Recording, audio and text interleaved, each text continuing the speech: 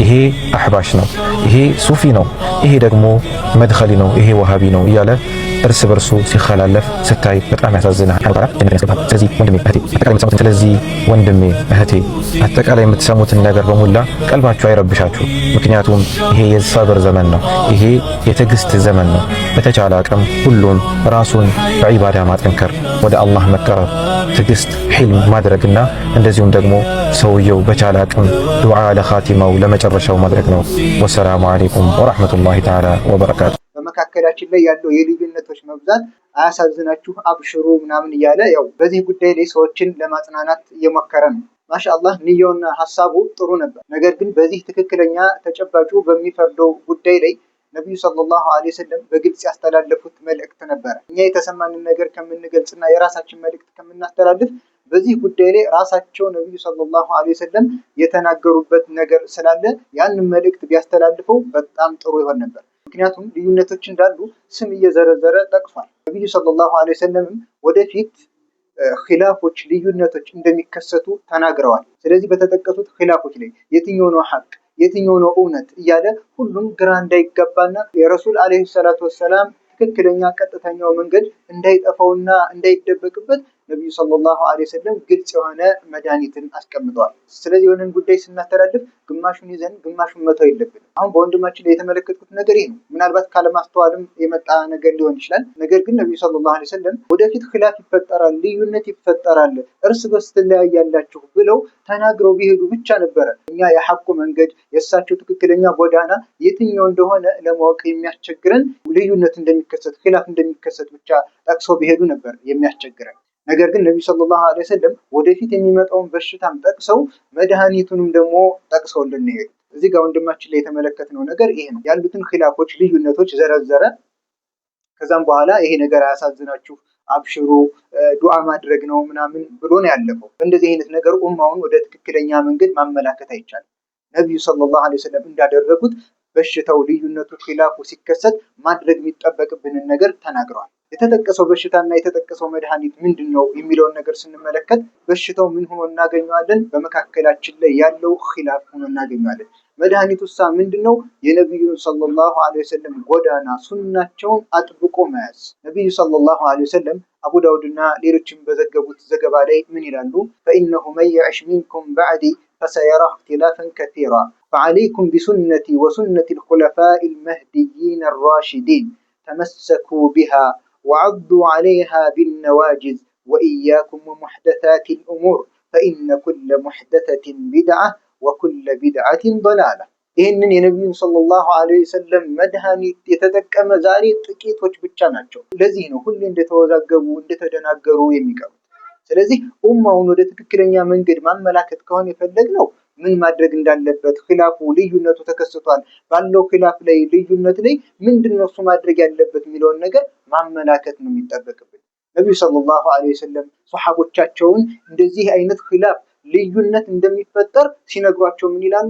ፈኢነሁ መን የዕሽ ሚንኩም ሚን በዕዲ ከእናንተ ውስጥ ወደፊት አላህ እድሜ ሰጥቶት ከኔ በኋላ የሚኖር ሰው በጣም ብዙ ልዩነቶችን መለያየትን ኺላፍን ይመለከታል። ዛሬ ነብዩ ሰለላሁ ዐለይሂ ወሰለም የተናገሩትን ነገር በትክክል ተመልክተናል። ኺላፉ ተከስቷል፣ ልዩነቱ ተከስቷል። ታዲያ ይህንን ብቻ ነው ነገሩን የሄዱት? ይሄ ቢሆን ኑሮ እንወዛገብ ነበር።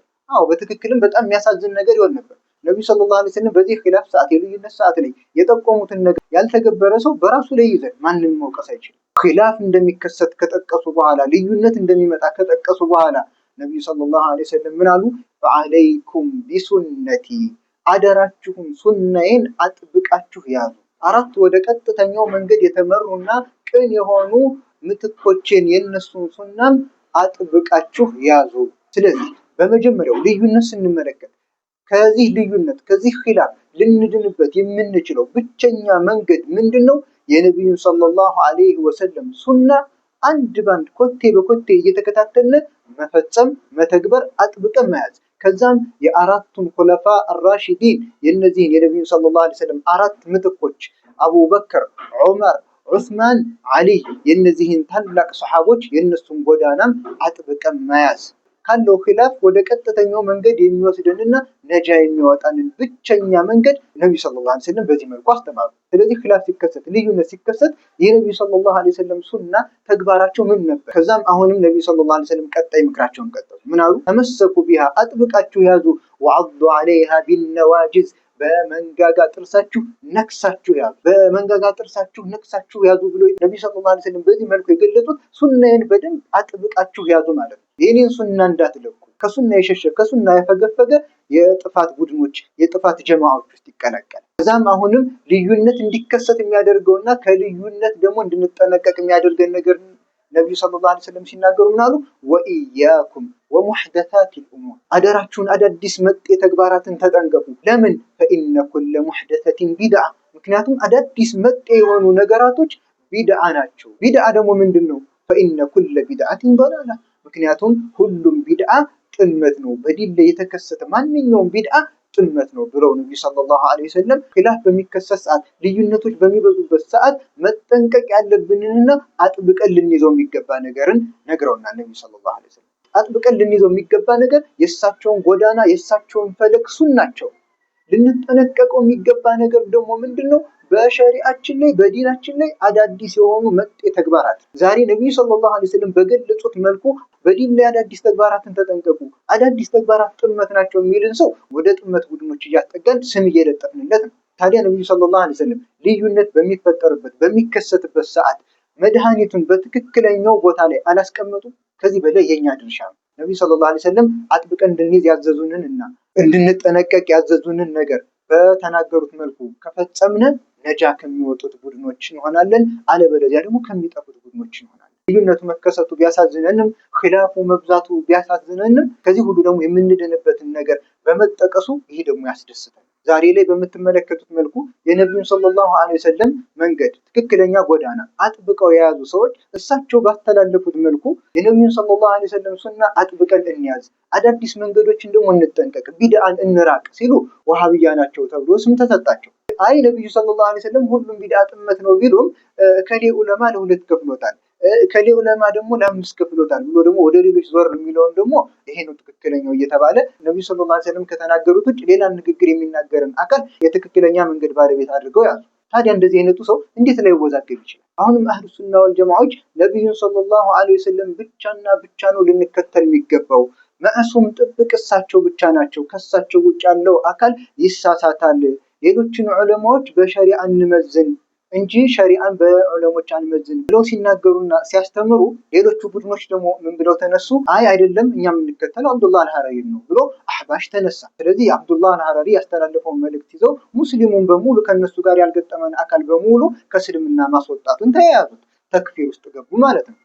ሌላው ደግሞ ተነሳና አይደለም እኛ የምንከተለው አቡ ሐሰን አልአሽዓሪ ነው የምንከተለው አለ። ስለዚህ እኛ አሽዓሪዎች ነን፣ አላህ Subhanahu Wa Ta'ala ቁርአን ላይ የተጠቀሰውን መገለጫ ሳይሆን ሐዲስ ላይ የተጠቀሱትን መገለጫዎች ሳይሆን 10 ወይም 13 መገለጫዎችን ብቻ ነው የምናጸድቅለት፣ ሌላውን አናጸድቅም ብለው ቁጭ አሉ።